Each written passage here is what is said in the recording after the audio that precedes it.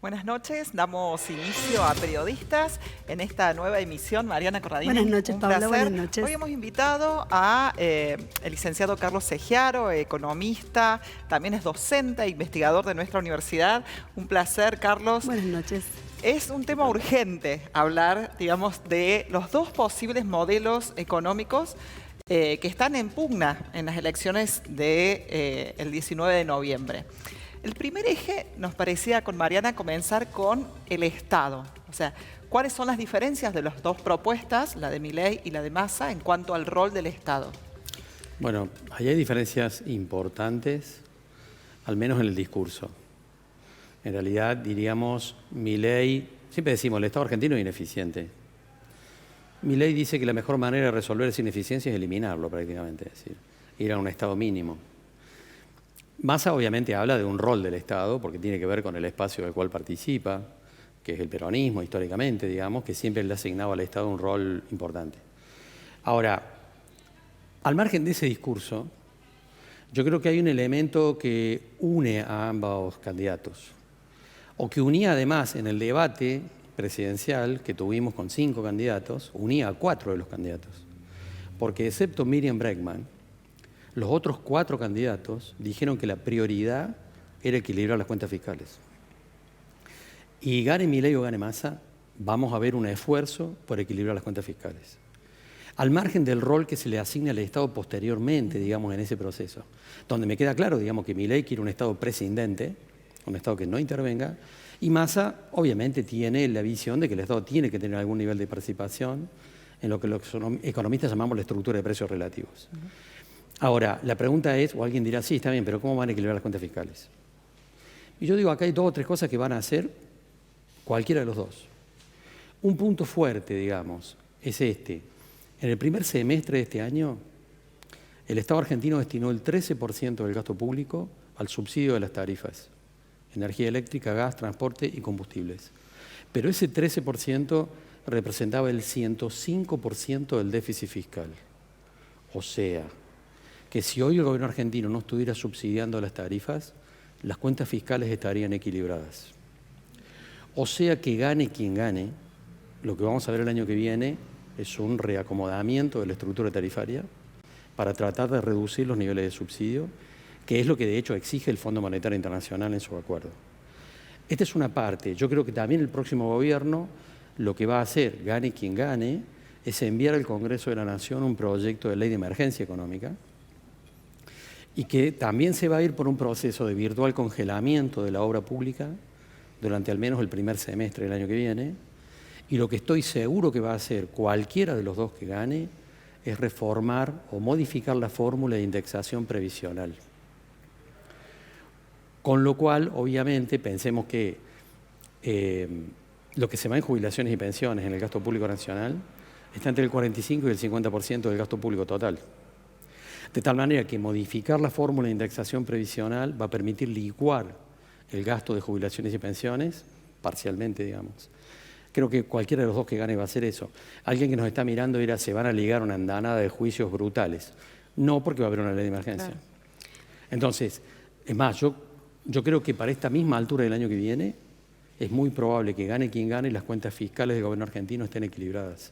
En base a la combinación de esas 3 cosas y alguna otra más, pero esas 3, es decir, ajuste de tarifas, congelamiento de la obra pública y poner a los jubilados como la rana en el agua caliente, porque además son cosas que no se ven inmediatamente.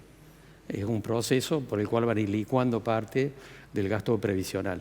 Algunos de ustedes me dirán, no, Sergio Massa no va a hacer eso. Yo creo que sí. Sin duda va a seguir siendo, digamos, muy difícil para el bolsillo de todos los sectores, tanto del tema de tarifas como lo que decías de jubilados, ¿no? El principal hueco que tiene el gobierno argentino no está ni en los sueldos de los empleos públicos, ni en lo que se gasta en el INTA, ni en ningún otro lado, ni en el gasto político, ni en el CONICET. El principal hueco del gobierno argentino está en el sistema previsional. No hablaste de devaluación.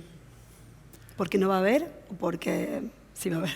No, bueno, pero eso va por otro carril, digamos. En realidad, el Fondo Monetario Internacional le exigió a Massa una devaluación del 20% el día después de las PASO. Y Massa tomó una decisión inmediatamente, digamos, que fue poner un tipo de cambio fijo. En realidad, cuando decimos hay atraso cambiario, claro que hay atraso cambiario, el tema es discutir cuál es la magnitud y cuál es el punto de comparación.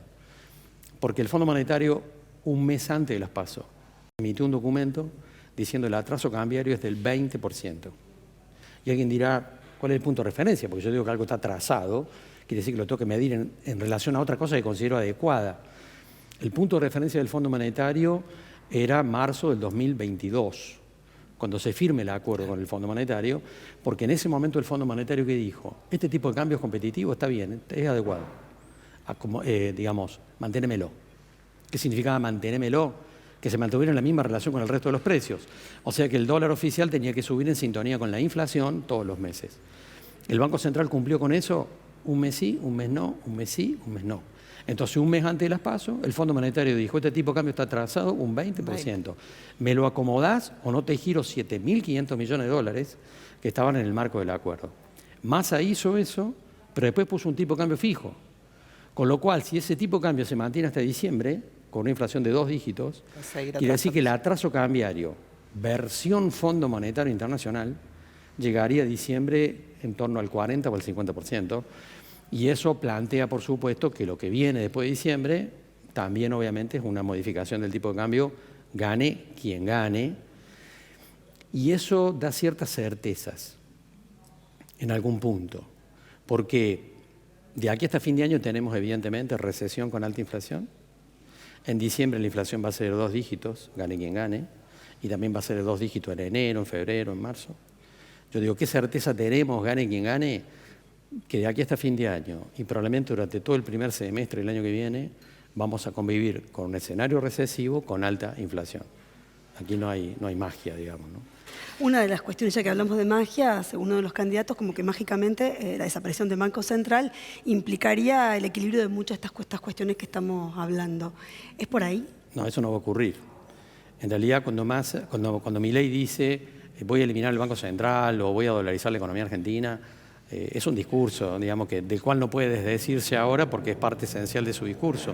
Ahora, cuando uno escucha a los principales asesores, los que tienen o van a tener responsabilidades en el gobierno, si Milei es presidente, pensemos un tal Ocampo como presidente del Banco Central, o un tal Darío Epstein, que podría ser el ministro de Economía, en realidad los dos están relativizando absolutamente eso. Alguien como Epstein, ¿qué está diciendo? No se puede dolarizar la economía argentina con déficit fiscal. Elemental. Si vos dolarizás la economía argentina y tenés déficit fiscal, al mes no podés pagar los sueldos. O sea que equilibrar las cuentas fiscales es un prerequisito de cualquier plan de dolarización. Esto en primer lugar. Con respecto al Banco Central, en realidad Milei cuando lo presenta a Ocampo, públicamente dice él va a ser el presidente del Banco Central y él lo va a cerrar. A los 2 días en su blog, Ocampo dijo, bueno, primero hay que equilibrar las variables macroeconómicas, hay que eliminar el déficit fiscal, hay que bajar la inflación y después discutiremos si vamos a eliminar el Banco Central. Digamos, el eje terrestre no cambia en diciembre. Lo que vamos a ver es un proceso, en todo caso, de intención progresivamente de ir en esa dirección en un plazo que de mínima va a llevar 2 años. Y yo creo que tampoco va a ocurrir a los 2 años porque el Congreso de la Nación tampoco le va a aprobar eso. Pensemos en esta lógica, digamos, Ocampo que dijo, vamos a ir a un sistema bimonetario, que efectivamente creo que va a ser así, vamos a ir a una modificación parcial del Código Civil y Comercial, que va a permitir que los contratos se hagan en dólares o en pesos, indistintamente como era en la década del 90, digamos. ¿Y qué dijo Ocampo? Bueno, la gente es la que va a elegir si quiere dólares o pesos. Y lo va a elegir libremente a lo largo de 2 años. Si vemos que a lo largo de 2 años la gente elige dólares, iremos por una formalización de ese proceso después de 2 años. Es decir, nadie en el entorno de Milei está hablando de dolarización en diciembre, ni de eliminación del Banco Central, y Milei nunca habla de fechas. Dice, vamos a dolarizar, pero las fechas no están. Y cuando sus asesores más cercanos, los que merecen respeto desde el punto de vista intelectual, hablan en serio, están hablando de esto que estamos diciendo recién. Claro, un proceso a mediano, largo plazo. Vamos a una breve pausa y volvemos con más preguntas en vistas a estas elecciones del 19 de noviembre. Seguimos hablando con el licenciado Carlos Segiaro sobre los modelos que están en pugna, pensando en lo poquito que falta para la decisión final el próximo 19 de noviembre. Y la pregunta que sigue tiene que ver con la apertura de los mercados. Carlos, ¿cuáles son las posiciones de uno y otro candidato? Yo creo que los dos están obviamente planteando que va a haber un proceso de apertura económica. Las diferencias son de grado y en términos, digamos, de profundidad y velocidad. Milei ha dicho que va a abrir la economía argentina a la chilena. Eso significa con la motosierra, digamos, ahora la economía y sálvese quien pueda.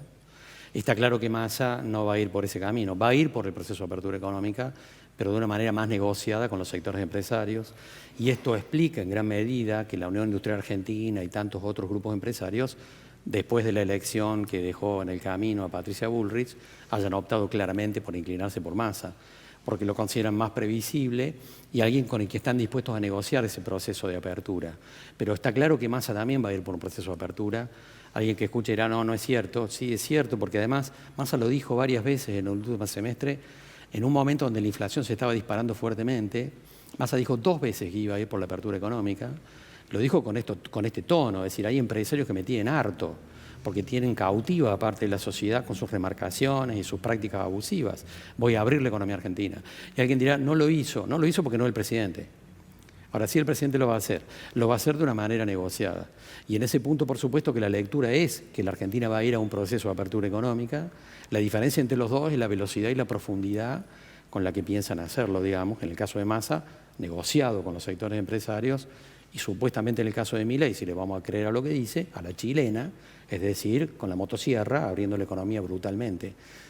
Algo parecido a la década del 90. Claro, en ese caso, ¿cuáles serían los sectores más perjudicados, no? Bueno, obviamente en el plan segmentos motosierra. industriales que operan sobre el mercado interno sin la tecnología y la escala para competir a nivel internacional. Pensemos sectores textil, juguetes, calzados, etcétera. Hay muchos sectores en la economía argentina que si no tienen una protección efectiva de parte del Estado no pueden competir a nivel internacional. La lectura de Milei es yo voy a abrir la economía argentina, o libertad de oferta y demanda, y que se salve lo que se tenga que salvar. En el caso de Massa está claro que viene él desde el perfil de negociaciones empresariales con el Círculo Rojo, con la Unión Industrial Argentina, lo cual va a ir por un proceso de apertura, pero de una manera más negociada con los sectores involucrados. Y con relación al ámbito internacional, Carlos, ¿cómo serían también esas negociaciones o con quiénes se alinearía cada proyecto?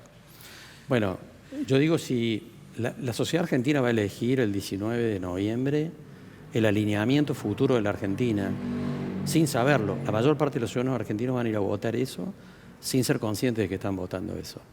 Si Massa es presidente, la Argentina va a quedar alineada a los BRICS, va a ser incorporada a los BRICS, probablemente va a recibir un crédito muy importante de parte del Banco de los BRICS, y eso expresa un proceso más ahora de multilateralismo, vamos a comerciar con todo el mundo, pero está claro que el alineamiento con los BRICS tiene consecuencias.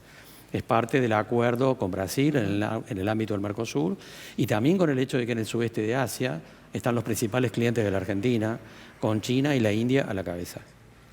Del otro lado, Milei habla claramente de un alineamiento con los Estados Unidos y en ese punto ha dicho barbaridades, como decir que va a cortar las relaciones diplomáticas con China y con Brasil, que son particularmente nuestros principales clientes comerciales, digamos. Eso expresa un alineamiento de carácter ideológico. Creo que alguna vez hace unos meses, cuando hablamos, yo mencioné a Susana Malcorra, que era la primera canciller de Macri, que dijo una vez algo clarísimo. Dijo, en las relaciones internacionales lo que importan son los negocios, no la ideología. Lo que está priorizando Milei con ese discurso es básicamente una cuestión ideológica de alineamiento con los Estados Unidos, dándole la espalda a los principales clientes que hoy tiene la Argentina en el mundo, ¿no? Una cosa que difícilmente vaya a ser convalidada por el Congreso de la Nación. Y entonces, ¿dónde radican las principales diferencias entre uno y otro? Nos acabas de mencionar una muy clara, que es el alineamiento internacional, pero en el resto de las decisiones económicas que se tomen, ¿dónde están las grandes diferencias que deberían inclinar la balanza a favor de uno o de otro? Bueno, digo, en este punto del alineamiento internacional lo que está en juego es la matriz productiva de la Argentina hacia los próximos años y cómo va a ir el proceso de inversión. Este alineamiento es tremendo, digamos.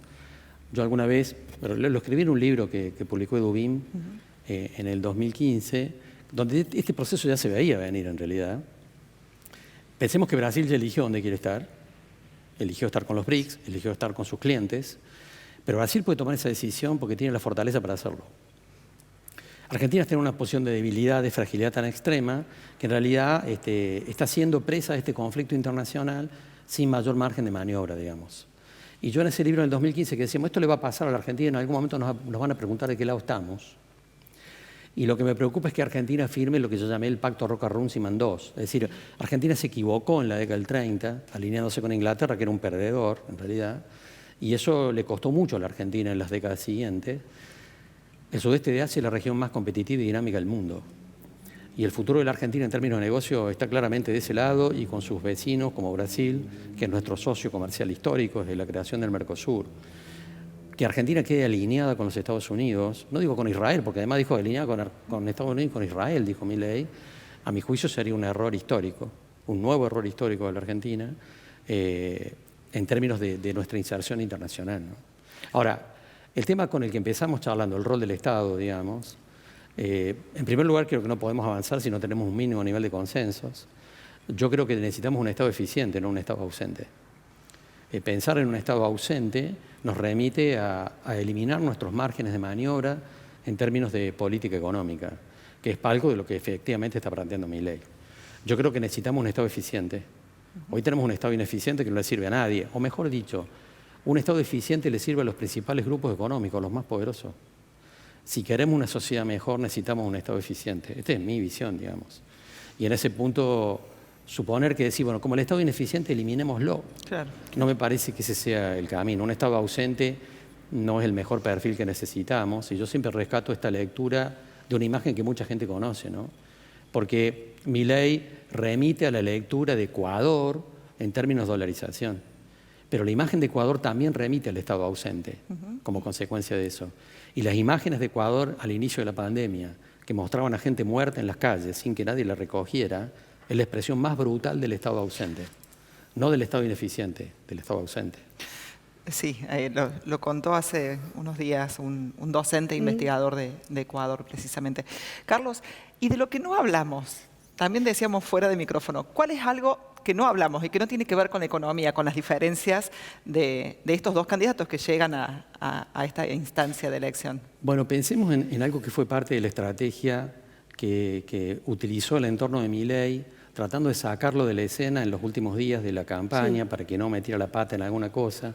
Y entonces dijeron, bueno, que salgan algunos de los que están en el entorno, que fueron más impresentables todavía, sí, porque escuchamos que había que cortar relaciones con el Vaticano, que los padres podían eliminar la patria potestad, o que hay que privatizar el mar, o cosas por el estilo, digamos. En realidad el entorno de Milei es un entorno de bajísima formación también, me parece que eso es fuerte. Y en realidad pensemos algo que es parte también de una debilidad, en términos de una lectura que no tiene nada que ver con la economía, ¿no? Milei no va a tener ni un tercio en Cámara de Diputados ni un tercio en Cámara de Senadores. Lo cual implica que, lo voy a decir irónicamente, si Milei tiene todos los patitos en fila, en realidad se va a acomodar. Porque si no tiene un tercio en Cámara de Diputados y de Senadores, está a tiro de un juicio político y de destitución. En ese punto, digamos, la lógica indicaría que tiene que negociar con el Congreso de la Nación y en todo caso hay ciertas cosas que no puede hacer. Si Milei dice voy por la modificación del Código Civil y Comercial para ir a un sistema monetario, va a conseguir los votos. Si dice quiero una ley de emergencia económica porque tengo que cambiar partidas presupuestarias en el marco de esta crisis, probablemente va a conseguir los votos. Ahora, si Milei dice que quiere avanzar en romper relaciones diplomáticas con Brasil y eliminar el Mercosur, obviamente que no va a tener los votos. Y si quiere avanzar igualmente, se va a exponer a un juicio político y a una destitución. Bien, la verdad que da como para seguir conversando, Carlos, pero bueno, nos están indicando que estamos finalizando el tiempo de periodistas. ¿Qué debería reflexionarse? La decisión del voto se toma dos minutos antes, pues eso muestran todas las investigaciones, de entrar al cuarto oscuro. ¿Qué debería reflexionarse en ese último momento? Bueno, obviamente que la gente está mirando una lectura de un país que no funciona. La Argentina es un país estancado hace más de una década y mucha gente piensa en este planteo que, bueno, no podemos estar peor. Voy a un salto hacia otra cosa porque no podemos estar peor. Yo creo que podemos estar mucho peor. Si tomamos las decisiones equivocadas, creo que podemos estar mucho peor. Yo tengo una lectura optimista sobre la economía argentina de cara a los próximos años, pero evidentemente que si somos capaces de tirarnos al abismo en términos de decisiones de política económica, el 2024 puede ser un año muy conflictivo. Bueno, muchísimas gracias Carlos Segiaro. Vamos a una breve pausa, volvemos con el editorial. Invitamos al licenciado Segiaro para poder recorrer algunos ejes fundamentales que tienen que ver con la economía que viene. Probablemente en los hogares de nuestro país de muy pocas otras cosas se estén hablando en el marco de bastante confusión por algunas decisiones políticas que se han tomado por, sobre todo, uno de los candidatos en el último tiempo. ¿Qué va a pasar con el Estado? ¿Qué va a pasar con la apertura económica? ¿Qué va a pasar con la dolarización? Y nos parecía interesante, y por eso vamos a hacer algunos subrayados de lo que nos dejaba recién Carlos Segiaro. Primero remarcó que hay algunas acciones que van a tener que tomar los candidatos o decisiones que van a suceder en ambos casos y que tienen que ver con la apertura económica, que en algún caso, en el caso de Massa, seguramente va a ser más gradual y negociada, como contaba recién Carlos. En otro caso, en el caso de Milei, va a ser bastante más a la chilena, con una apertura inmediata, indiscriminada y total, casi al día después de la asunción como presidente. ¿Qué va a pasar con la dolarización? Bueno, Massa no la plantea, sí lo plantea Milei, pero aparentemente es un proceso que no necesariamente va a poder ser inmediato, sino que tenemos que pensar por lo menos en 2 años. Y si me tengo que quedar con algo fuertemente, me quedo con la frase final de Carlos Segiaro cuando planteaba ese momento de reflexión previo al ingreso al cuarto oscuro, que la decisión puede hacer que el año que viene sea peor, que tengamos incluso un año mucho más complicado que el que estamos transitando en este momento. Dejó muchas aristas para reflexionar, para pensar y para tener en cuenta antes de tomar esa decisión del 19 de noviembre. Creo también, Mariana, apoyando lo que vos planteabas recién, el tema de lo que dijo con el alineamiento internacional. Dijo, por allí los argentinos y las argentinas no tenemos en claro que al tomar la decisión del voto hacia uno o hacia otro, también de esa manera estamos inclinándonos hacia dónde vamos a alinearnos. Milei claramente con Estados Unidos y por otro lado también de parte de Massa con el BRICS, con el ingreso de Argentina al BRICS, pensando, ¿sí?, en China, en Asia y en Brasil. Y dijo, si eso ocurre, sería alinearnos a Estados Unidos, sería un error histórico, como ya ocurrió en la década del 30. Eso también me parece que es muy fuerte para destacar de lo que dejó la entrevista con Carlos Segiaro. Y bueno, si de política hablamos, la verdad que también ha sido un fin de semana con muchísimo, pero muchísimo condimento, con mucha sazón política, debido a las declaraciones de Mauricio Macri, pero también de actores relevantes de la política de Córdoba, como el caso de Luis Juez, que cambió de un día para el otro. Exactamente, en realidad lo que ha hecho hoy es de manifestar públicamente su apoyo a Milei. Recordemos, cuando nosotros nos vimos el lunes pasado, bueno, todavía no se había roto Juntos por el Cambio, ni tampoco el expresidente Macri había hecho que Bullrich se abrace con Milei, conformando, bueno, un nuevo espacio y generando algunas modificaciones en la geopolítica local, en algunos posicionamientos. El último que se conoció hoy tiene que ver con Luis Juez, que dijo, bueno, nada más lo conozco, más lo conocido, vamos a probar por lo nuevo, aunque eso nuevo no dé muchas certezas, digo. Alguna definición un tanto compleja, si viene mucho más de quien pudo haber sido gobernador de la provincia, Pablo. Sí, pero tomando además que había dicho que él no se iba a hacer cargo del pastillero de Milei apenas horas antes.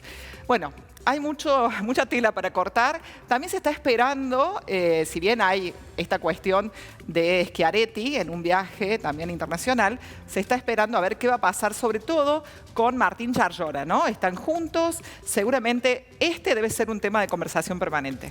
Y con ese algunas respuestas van a venir, seguramente va a ser, bueno, la presidencia, pero que por lo bajo el PJ cordobés no me lo imagino no haciendo nada, o no debería. Vamos a continuar en esta semana seguramente viendo cómo se reacomoda el tablero político ante esta ruptura, ¿no?, de Juntos por el Cambio de la mano de Mauricio Macri. ¿Nos vamos? Agradecemos, como es habitual, a Erika Fecia, a Victoria Rivera, a Lilou por la indumentaria. También comentarles que pueden recuperar este contenido los jueves y los domingos a la hora 21:30 y por las redes de UniTV. Nos vemos la próxima semana y seguimos hablando de política. Muchas gracias.